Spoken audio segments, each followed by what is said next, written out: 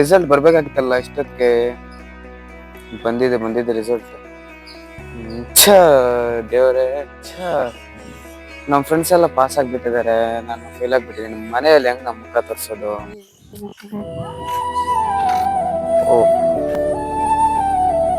ಈ ಹುಡುಗನ ಆ ಕಡೆಯಿಂದ ಈ ಕಡೆ ಓಡಾಡ್ತಾನೆ, ಏನೋ ಸಮಸ್ಯೆ ಇರ್ಬೇಕು.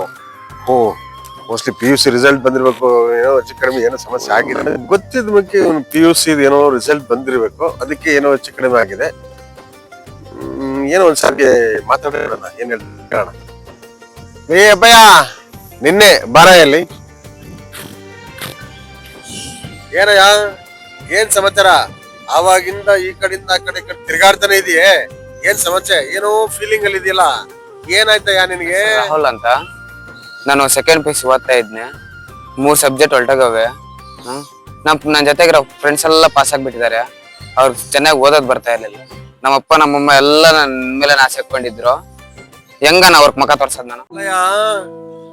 ಎಕ್ಸಾಮ್ ಅಲ್ಲಿ 3 ಸಬ್ಜೆಕ್ಟ್ ಹೋಗಿದ್ರು ಅಂತ ಹೇಳ್ಬಿಟ್ಟು ನೀನ್ ಇಷ್ಟೆಲ್ಲ ಓಡಾಡ್ತಿದ್ಯಾ? ಆವಾಗಿಂದ ನೋಡ್ತಾ ಇದೀನಿ, ಕಡೆ ಅಲ್ಲಾಡ್ತಾ ಇದೀಯಾ? ಎಕ್ಸಾಂಪಲ್ ಬರ್ತೀನಿ, ಯೋಚನೆ ಮಾಡು.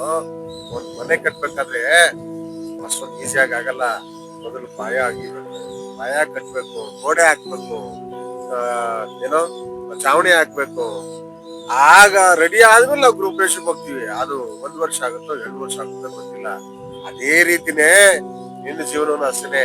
ಇವಾಗ ಏನೋ ನೀನು PUC 3 ಸಬ್ಜೆಕ್ಟ್ ಹೋಗಿದೆ ಅಂತ ಹೇಳ್ತಾ ಇದೀಯಾ, ಮರಳಿ ಯತ್ನವ ಮಾಡು, ಕಟ್ಟು ಎಕ್ಸಾಮ್ಗೆ ಮುಂದಿನ ಸಾರಿ. ಈಗೇನು ಮೊದಲ ತರ 1 ವರ್ಷ ಬಿಟ್ಟು ಕಟ್ಟಂಗಿಲ್ಲ. ಎಕ್ಸಾಮ್ ಮುಗಿದು 1 ತಿಂಗಳಲ್ಲಿ ಮತ್ತೆ ಎಕ್ಸಾಮ್ ಇರುತ್ತಲ್ಲ, ಆ ಎಕ್ಸಾಮ್ ಅಲ್ಲಿ ಕಟ್ಟು. ಅಷ್ಟೊಳಗೆ ಚೆನ್ನಾಗಿ ಓದು. ವರ್ಷದಿಂದ ಓದಿದ್ಯಾ, ಈಗ ಬರ್ತಕ್ಕಂಥ ಎಕ್ಸಾಮ್ಗೆ ಇನ್ನೂ ಪ್ರಿಪೇರ್ ಆಗು. ಅವಾಗ ನಿಮ್ ಫ್ರೆಂಡ್ಸ್ ಜೊತೆಗೆ ನೀನು ಕಾಲೇಜ್ ಹೋಗಿ ಮತ್ತೆ ತಿರುಗಿ ನಿನ್ ಡಿಗ್ರಿಗೆ ಹೋಗಕ್ ಅವಕಾಶ ಸಿಗ್ತದೆ. ಇದನ್ನೇ ಹೇಳೋದು ಕಣಯ್ಯ, ಮರಳಿ ಯತ್ನವ ಮಾಡು, ಮರಳಿ ಯತ್ನವ ಮಾಡು ಅಂತ. ಅದನ್ನ ಪ್ರಯತ್ನ ಪಟ್ರೆ ಸಕ್ಸಸ್ ಕಾಣ್ತೀಯ. ಅದು ಬಿಟ್ಟು ನಮ್ಮನೆ ತಂದೆ ತಾಯಿಗೆ ಹಿಂಗ್ ಮುಖ ತೋರ್ಸೋದಂತ ನೀನ್ ಬೇರೆ ಆಲೋಚನೆಗಳೆಲ್ಲ ಮಾಡಕ್ ಹೋಗ್ಬೇಡ. ಅರ್ಥ ಆಯ್ತಾ?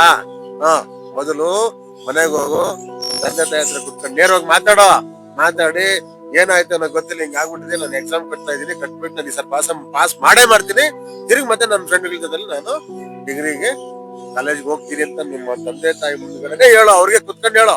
ಅಣ್ಣ, ಹೆಂಗಣ ಹೋಗಿ ನಮ್ಮಪ್ಪ ನಮ್ಮನ ಮಕ ತೋರ್ಸೋದು? ಅವ್ರೆಲ್ಲ ನನ್ ಮೇಲೆ ಆಸೆ ಇಟ್ಕೊಂಡಿದ್ರು. ಎಲ್ಲ ದೂರ ಹೊರಟೋಗ್ಬಿಡ್ತೀನಿ ಅಣ್ಣ.